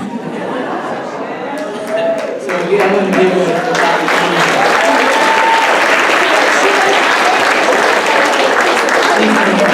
38 years. How did she put up with me? And through it all, she's been there for me. And she said, every time I have an episode, medical episode, she said, you ain't dying on my watch. I said, come back here. Keep your eyes open, breathe. She bring me back every time. I don't want to sleep downstairs anymore. But she's always there. I want to say thank you to the CSUMB Black Gala community from the bottom of my heart for considering me for this special award and special occasion for my over 50 years on the Monterey Peninsula, serving as a musician, host, whatever I'm asked to do. I'm a very humble servant of the people of God everywhere, from the Bay Area to the Monterey Bay Area. I can say that I matriculated from Grambling State University, moved to Oakland Community College, Alameda Community College, then moved back to California, then MPC, Monterey Peninsula College, and I worked here at CSUMB with Dr. Baines, and now presently I'm at Hartnell College. So I matriculated everywhere there's a school of music.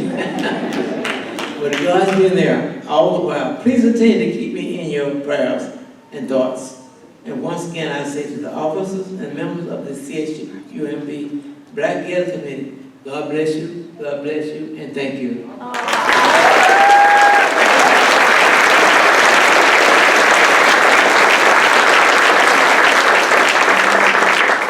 On to our next honoree.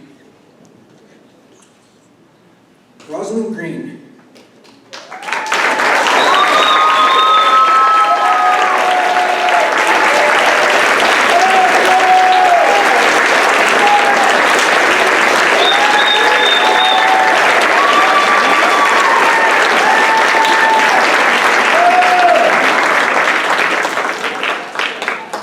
Rosalind is a Seaside native who has been a steadfast advocate for social justice, education, and community empowerment in Monterey County for over 35 years. Born in the former Fort Worth Hospital, she was raised in Monterey Peninsula Unified School District and is a proud alum of Monterey Peninsula College and CSUMB. Her commitment to service was inspired by her family's dynamics. She began her career as a counselor in a girls' home, instilling self-worth and values in marginalized youth across Monterey County. This role ignited her passion for supporting underserved communities, prompting her to work with the California Department of Corrections and Rehabilitation's Reentry Services.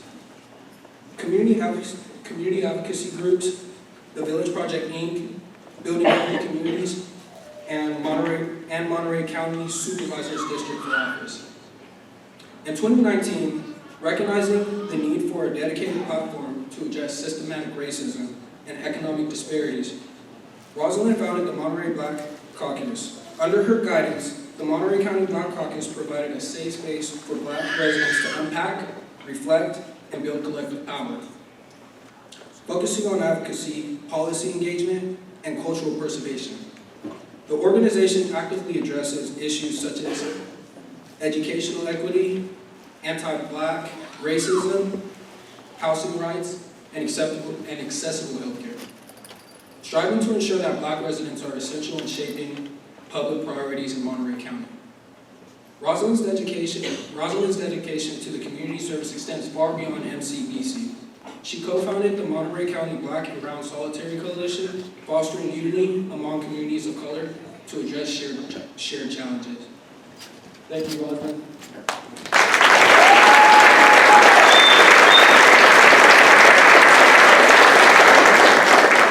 First and foremost, I want to give all honor and glory to God.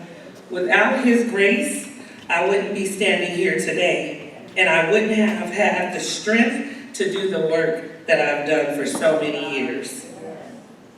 I must thank my children and grandchildren, my greatest blessings for sharing me with the community. Everything I do is for them, for the next generation and the generations to come. And to my students, my extended family, to some I'm Miss Roz, Mama Roz, or Auntie Roz. You have taught me just as much as I have taught you. My organizers, my community, my church, you are all my heart, and you are my why. As a proud CSUMB alumna, born on the former Fort Ord in the old hospital, standing here tonight feels full circle. This university helped shape me, but it was my love for the people that gave me my purpose. Whether in the classroom, in the community, or in the church, I have always believed that service is the highest calling. That when we lift as we climb, no one gets left behind. The Monterey County Black Caucus is a testament to that belief. It is a family, a movement, and a force for change.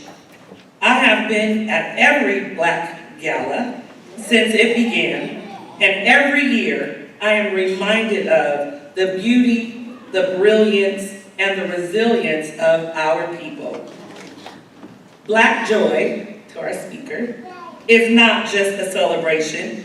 It is an act of resistance, an act of faith, and an act of love.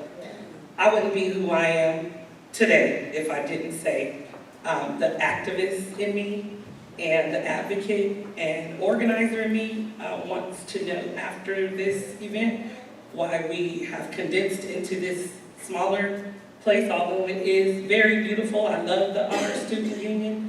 I think that we are like much bigger than this little space. So after this, we're going to organize and mobilize.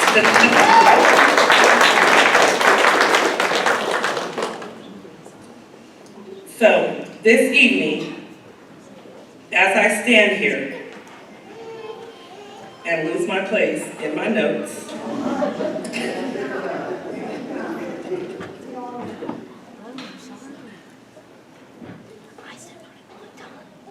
I stand here with deep gratitude, not just for this recognition, but for the privilege of serving. Thank you to a few phenomenal women whose shoulders I stand on, Miss Ruthie Watts and Miss Helen Rucker.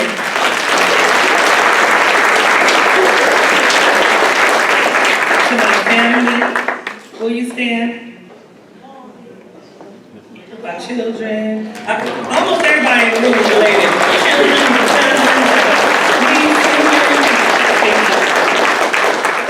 My NCBC and BHC family, to my Seaside community, my mayor and first lady,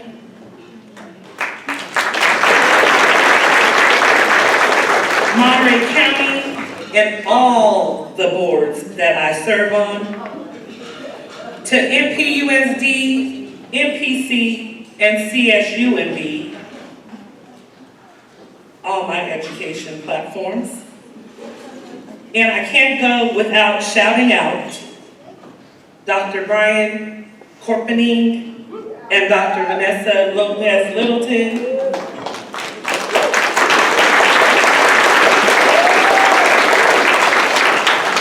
And again, most importantly, to God. May we continue to do the work, love our people, love our people, love our people, and walk boldly in our purpose. Thank you.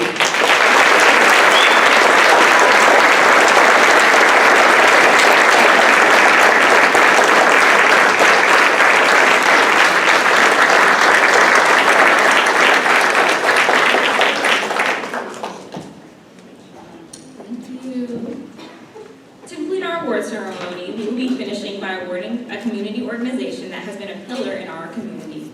The last award goes to the Monterey County Black Caucus, The Monterey County Black Caucus, or MCBC, is a powerful force of equity, resilience, and Black empowerment in Monterey County. MCBC operates with both autonomy and collaboration, ensuring Black voices, leadership, and culture are not just preserved, but celebrated and uplifted. MCBC is dedicated to healing and empowering the Black community by cultivating leadership, providing safe spaces for reflection and growth, and advocating for systemic equity. Through arts, advocacy, and community development, we foster cultural pride, amplify Black voices, and dismantle barriers that have historically marginalized Black residents. MCBC's work is rooted in community-driven solutions that center Black joy, healing, and success. By addressing racial disparities, fostering leadership development, and forging strong partnerships, MCBC is shaping a more just and inclusive Monterey County. The MCBC stands as a beacon of progress, powered by a commitment to justice and unwavering spirit of the community. Through advocacy, leadership, and strategic action, the organization is rewriting the narrative of Black communities in Monterey County. Together, the organization and its supporters will continue to build a future where equity is not just a goal, it's a reality. So thank you so much, Monterey County Black.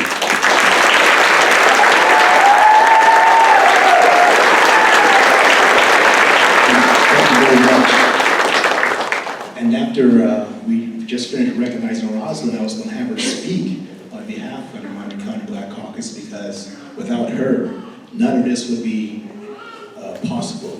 And so once again, we salute Rosalind, and I always call her our modern day Harriet Tubman. She's like the one that has the pistol that you're going to be free whether you want to be or not. But on behalf of the Monterey County Black Caucus, I want to express our deepest gratitude for this honor. And it really means so much to be recognized by our community for doing the work that is not just necessary, but is deeply personal to each and every last one of us. Work that is rooted in justice, love, and the belief that Black communities deserve to thrive. Monterey County Black Caucus is more than an organization. It really is a family. It's more than just a movement or a moment. It's a home for Black leadership, for Black voices, for Black joy. It's a space where we don't just talk about change, but we make it happen. And I see Robert standing on the end, and I want to talk about how personally this is to Robert, because it's true, it's been life-changing for him, and I want to speak on his behalf. It's given him a platform to be creative, to serve his community, and to step into his full purpose. And the experiences that Robert has gained through Monterey County Black Caucus has really given him the drive to go on to become an attorney. And so we salute Robert.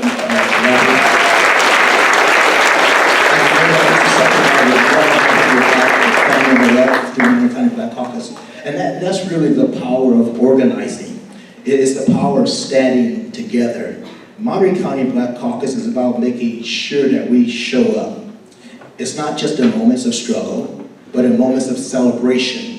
Because Black joy is revolutionary. Black excellence is worth honoring. And tonight we stand as proof of what happens when we're built up and we uplift each other, fight for what is right, and build together. So once again, on behalf of the Monterey County Black Caucus, we'd like to thank you for celebrating us and for believing in the power of community. And this is just the beginning. Thank you.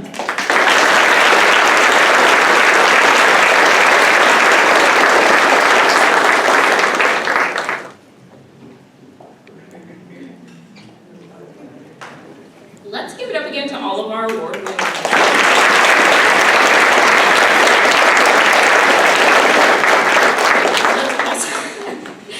Let's also give our host a round of applause. you have done such a great job of heading our program.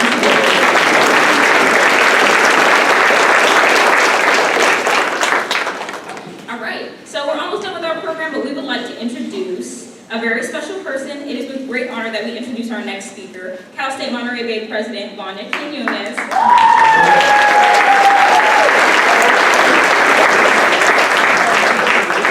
President Quinones brings her fantastic enthusiasm for our students and their success in both the classroom and beyond graduation as a catalyst for our region's future in improving their lives, their families, and their community.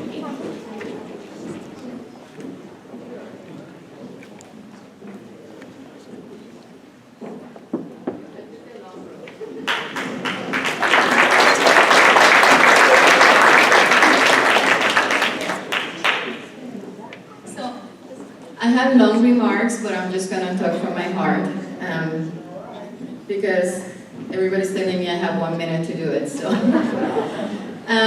first, I really want to apologize. I landed at the airport at 5:16, so and I was with sweatpants after 12 hours travel. So, this is the best I can do. So, sorry for the delay. I want to thank everybody in this room. I want to thank, congratulations to all the recipients. I also want to acknowledge our Mayor, Tyler Wilson, that came a little bit late and we didn't recognize him before. He's an Otter and he's always an Otter. And I know the committee members were acknowledged before, but thank you for your hard work. And thank you for the members of the community here today. I think that as I don't know if you guys know, February 14, we got a letter from the Department of Education called Dear Colleague. And that letter was chilling, but we knew it was coming. And so basically the letter summarized saying that racial non-discriminatory actions from the school has to cease. In things and describe things such as affinity groups, describe things such as clubs, centers, scholarships, I can go on and on. And for all of us here, that's a slap in the face. And all I can say is, screw resilience. We don't care about resilience anymore. We have to work together to have a new form. Resilience means staying the same. Resilience means just taking it and try to cope until we can figure what to do. And I'm gonna thank my friend Ian because he inspired me during the Martin Luther King March. Feels like 3 years ago, but it was only a month. And in that he said, what steps would you take to help realize the vision of equality so powerfully needed? What is your personal commitment of making the vision of equality real? And I feel that DEI is not a bad word. DEI is not something we have to remove from our books.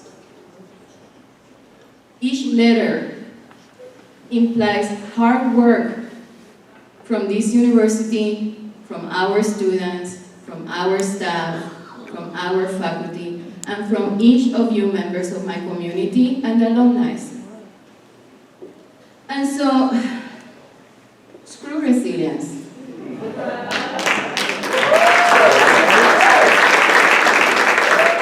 You came to a university and I'm going to give you a homework. That's what we do here. We listen to people that talk to us, we get information from the media, and then we decide what we're going to do. Cal State Monterey Bay, and in my personal life, and in each person that talked here representing the university and each of you, good things are happening. We are shaping the future of this region, the future of all of us together. So I know that Dr. Corpus went over some of the things we're doing, so I don't want to go over all of these, but I am proud to be here today. I'm proud of my students. We're celebrating our students today. We're celebrating the future. But I'm gonna give you a homework. I want you to spend time thinking what Ian asked to us a month ago. I want you to start thinking how Martin Luther King said, grassroots is what makes the movement. We cannot wait for Washington, D.C. or federal governments to come and tell us what to do. Because everything that they do is legal, even though it's not equal. And so I'm asking each of you today to think about what Ian said a month ago and see what are you going to do. How are you going to move forward? How we as a community of Seaside, a community of California, and a community of others will continue moving forward. So,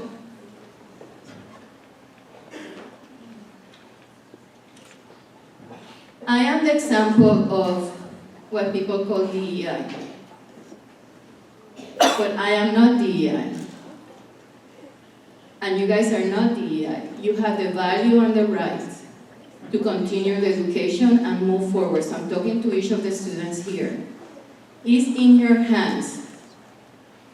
And forget about resilience. Find a way to continue moving a grass movement that will ensure that we continue having the values that this community deserves and the values that our kids deserve. So thank you so much for being here, celebrating each of us.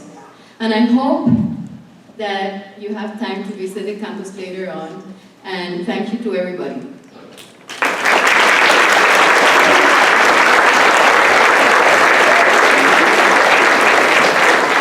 Thank you, President King, for your words. Before we close, we have a special announcement. The Office of Supervisor Wendy Root Askew, the County of Monterey District 4, will be honoring the All Black Gala with a resolution. On behalf of the All Black Gala, we thank Supervisor Wendy Root Askew for such a distinguished honor. We would like to welcome Yuri Anderson, who will read the resolution.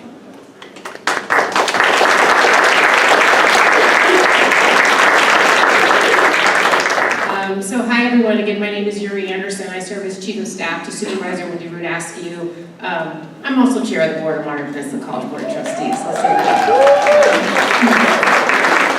And it's been a wonderful evening. It's been really important for me to be here this evening.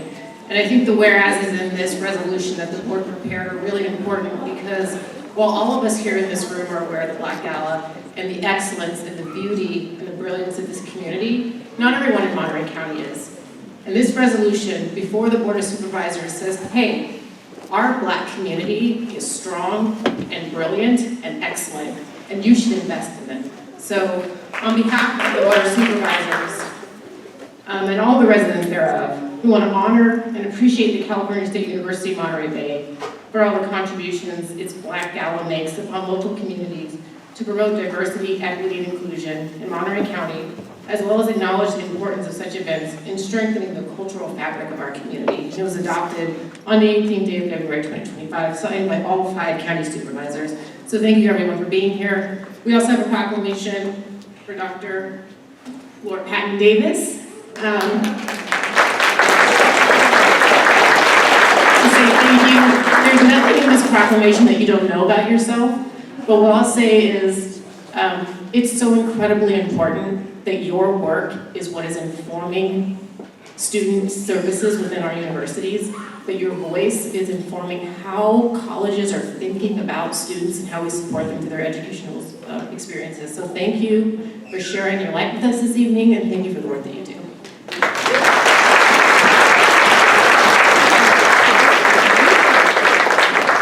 Thank you. So we just have a couple quick announcements before we fully get into our closing. So Dr. Lori Patton Davis will be having a meet and greet after the event in the lobby area if you're interested. We also want to thank everybody who made this possible. And then I would also like to thank, I would like you guys to join us in thanking the following students in campus organization. So shout out to the African Heritage Faculty and Staff Alliance,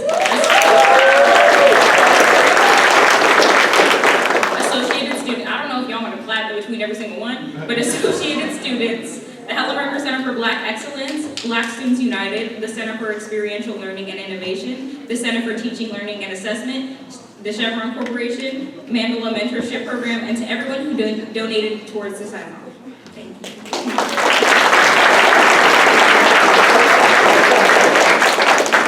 We also want to thank the Helen Rucker Center for Black Excellence, the Otter Cross Cultural Center, the Office of Inclusive Excellence, the Office of the President, Enrollment Management and Student Affairs, the Otter Student Union, Student Engagement and Leadership Development, University Advancement, and all the members of the Black Gala Committee. Without your labor of love, this event would not be possible.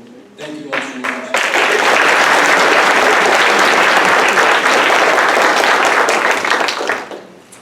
As you leave, please make sure to show your support through donations. All proceeds raised will benefit the activities and the mission of the Helen Rucker Center. Have a great evening, and thank you for attending. Stay live.